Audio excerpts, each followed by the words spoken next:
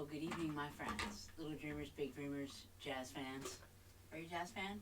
I do like jazz. I don't know too much about it or anything, but I had a very dear friend, Marie, and she loved jazz, and I never really got into it or knew about it at all until Marie told me about jazz. Her son, Miles Jackson, is a great bassist. And jazz is cool. It is. But do you know about Little Melba? Little Melba and her big trombone. Dude, this is a cool story. True story about a little girl who wanted to play a big instrument and did.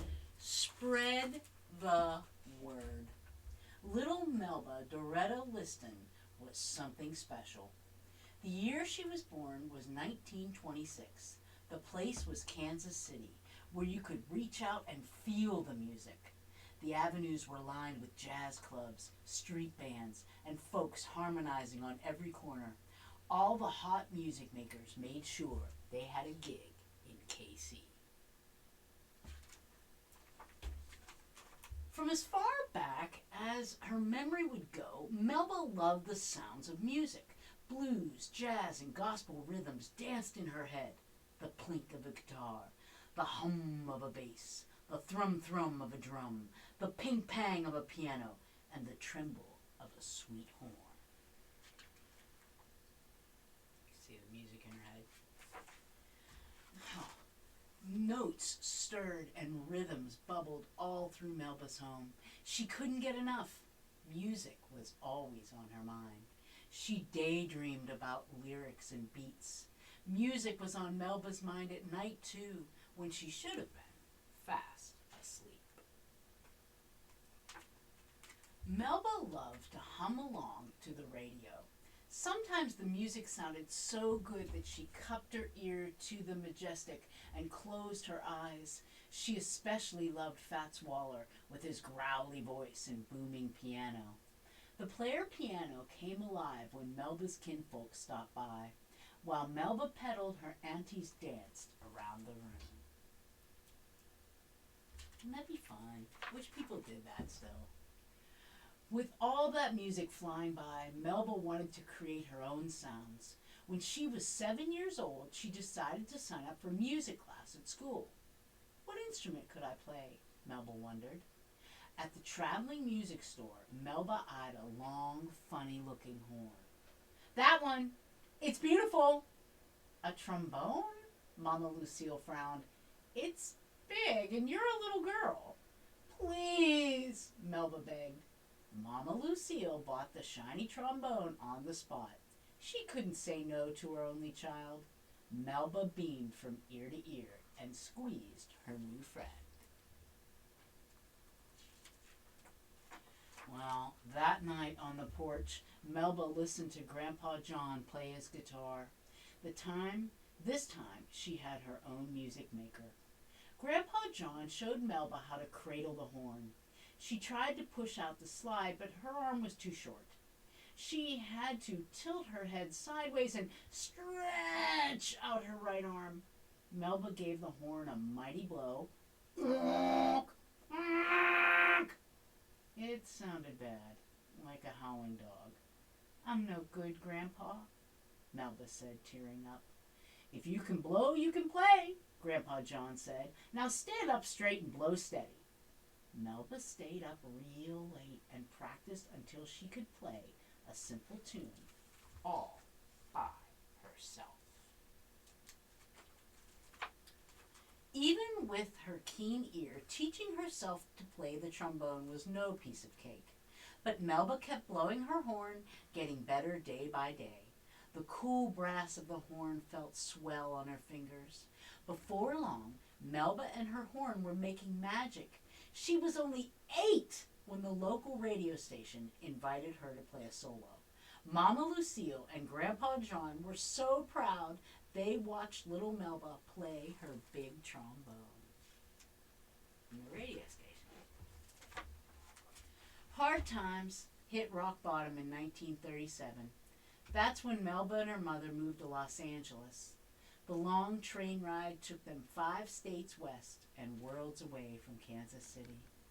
Melba's new teachers discovered that she was as smart as a whip. Her test scores were so high, the principal skipped her from the 6th grade to the 8th. Whoa. Can't even imagine. In high school, Melba joined Alma Hightower's famous after-school music club.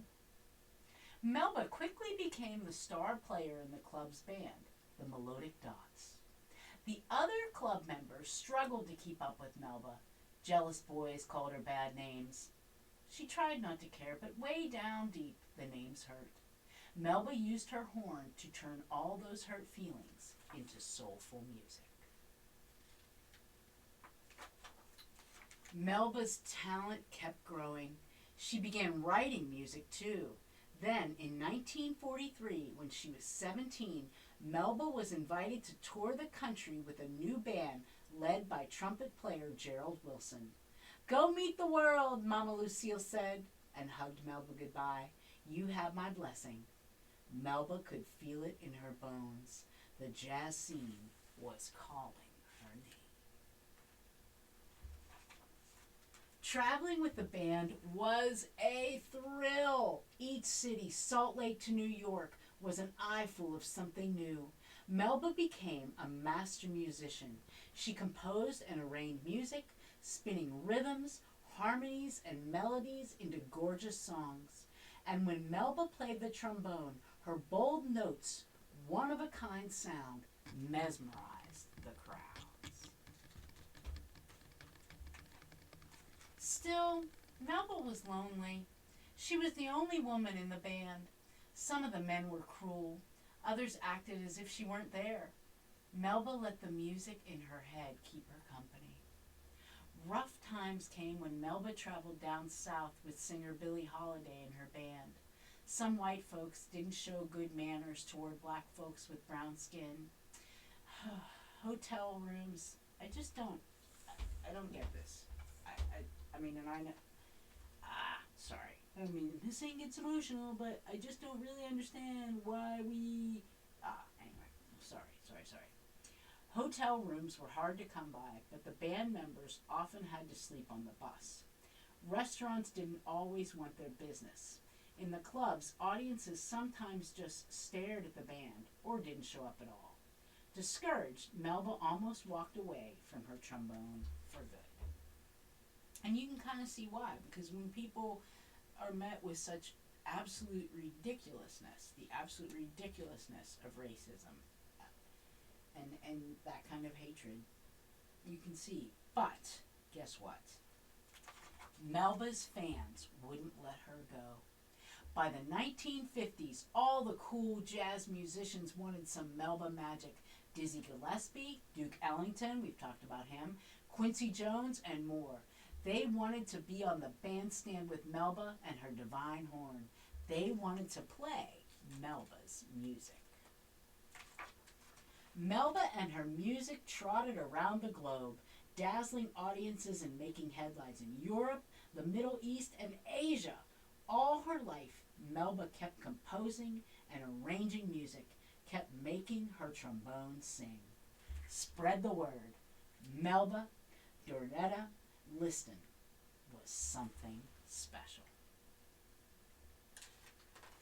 You all are very special.